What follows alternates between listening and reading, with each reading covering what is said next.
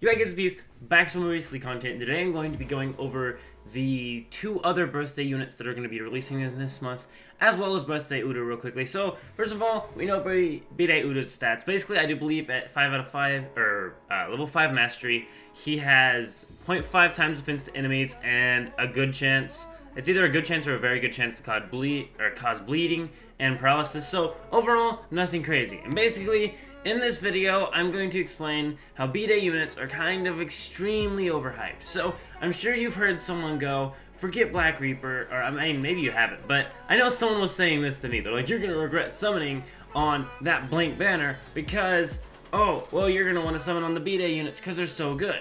So, I'm not saying B-Day units are bad, I'm going to say they're overhyped though. So, Uta's released.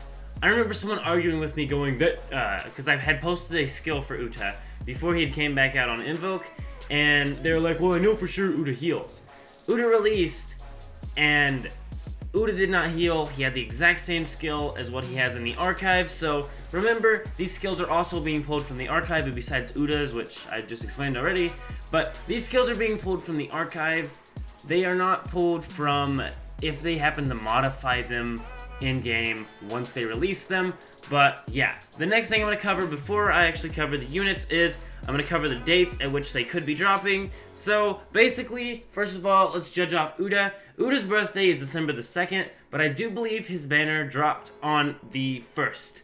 Now, Kaneki and Arima's is both the 20th. The other thing to realize is I do believe... Actually, no, that's really strange that they dropped it on the 1st. Because usually they either drop units on Tuesdays or Fridays. So we may just either get... So basically around the 20th is when Kaneki and Arima should come if we do get a birthday banner for the two. If we got a birthday banner for Uta though, I'm pretty sure we're getting Kaneki and Arima. So yeah, so I guess the first thing to do is to go ahead and cover birthday Kaneki. And this will explain to you why I think birthday units are just extremely overhyped. Like I said, around December 20th, Kaneki and Arima should be here for a birthday banner. They are not as bad as the Uta, but they're still nothing crazy. So, first things first, birthday Kaneki is an awakening type unit. His awakening stats actually not that crazy, but basically, for stats, he has about 9k HP, 620 attack, and 310 defense. He is a strength type, so red, and he has at 0 weapon level, 4 AP, max weapon level, 10 AP. His durability is 4 base, 12 max, so overall about 12 durability, 10 AP. That's nothing crazy, but that's not bad. That's actually alright. Next, his unique ability if you were to 100% him, even though the likelihood of you 100%ing this guy is kind of questionable, but basically 1.5 times your attack after breaking an enemy. His abilities are for the first one plus 500 attack, second one plus 100 attack, third one is plus 3 durability, and the fourth one is 30% increased chance to do crit. So, that's not too bad. His abilities aren't bad. His unique ability is actually alright, but he's an awakening unit, so the only thing boosting him will do is if you get him 100%, you'll unlock the unique ability, and you will level up his base skill, which no one ever uses, because they usually just awaken him. So, I'm only going to read the level 5 of his base skill. This is pretending that you have him 100% maxed out. It is attack all enemies 8 times for times 1 damage. Weapon durability, -3. So, Territory Wars Kaneki, if you remember him from the very first Territory Wars on Rebirth, or I don't know when it ever happened on Invoke, but I'm pretty sure he already attacks times 8 times, but I'm pretty sure he does like 1.25 or maybe even 1.5 times damage. Now, the only thing there is a weapon durability -3, but that skill is never used usually in awakening units. They don't even use those, so let's ignore that for a second. So, for his awakening skill, when he activates his awakening status, for 3 turns increase skill gauge gain rate by 2 times and increase own attack by 1.75 times. That is very, very average for an awakening skill. As a matter of fact, if we look at the Ayato, who can be gotten from ticket summons, tutorial summon, anything, that Ayato, he has that exact same type of awakening skill, so I guess it's on to his after awakening skill. This is the skill that you're actually going to be using. So, for 2 turns, increase Own's defense by 1.5 times, and attack one enemy for 1.8 times damage 8 times, -6 weapon durability. So, that doesn't sound that bad, does it? Well, of course not, but take your remember one, this is a after an awakening ability. 2, there are other units that have awakening abilities and hit harder.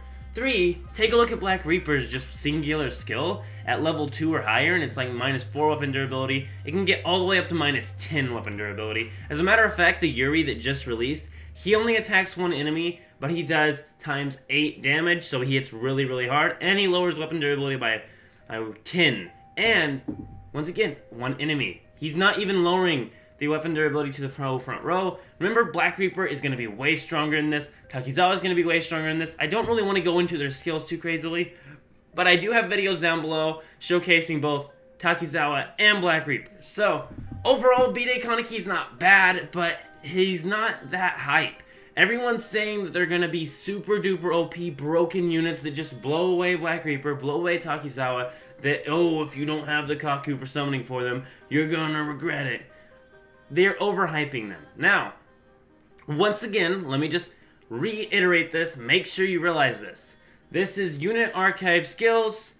This is from before renewal, but after the skills translated over to the new renewal phase. And if you don't know what that means, renewal was basically when they went over from just normal Tokyo Ghoul to Tokyo Ghoul Re, and they changed the characters, they removed some features, they completely redone the characters, basically all their skills changed a bit, and the game basically became kind of different. So it became nicer on renewal. There was some stuff in the old version that was nicer, but overall it's a more balanced game now, and yeah. So these skills are possibly gonna change, but I don't think they'll change that much, because Uta's skill did not change at all, and he's the same way as them. So next thing, we're gonna go ahead and get on into Arima, and let's go ahead and head over there now. So Arima, once again, birthday Arima, he is also a red strength type. His stats are 8,658 HP, 800 attack, and 600 defense. So that's a nice moderate amount of defense. That's a nice amount, it's a decent amount of attack. I've seen people with higher attack stats.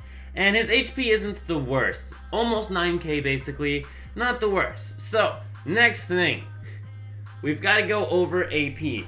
Now, this guy is not an awakening unit, so we will be reading each and every level of his skill, because that's important. So, basically, if you don't have this guy 100%, at base stats he'll have 2 AP, at max weapon level, he'll have only 6 AP. So you're only going to be getting 6 attacks off. That's kind of low. So the next thing to go over is durability.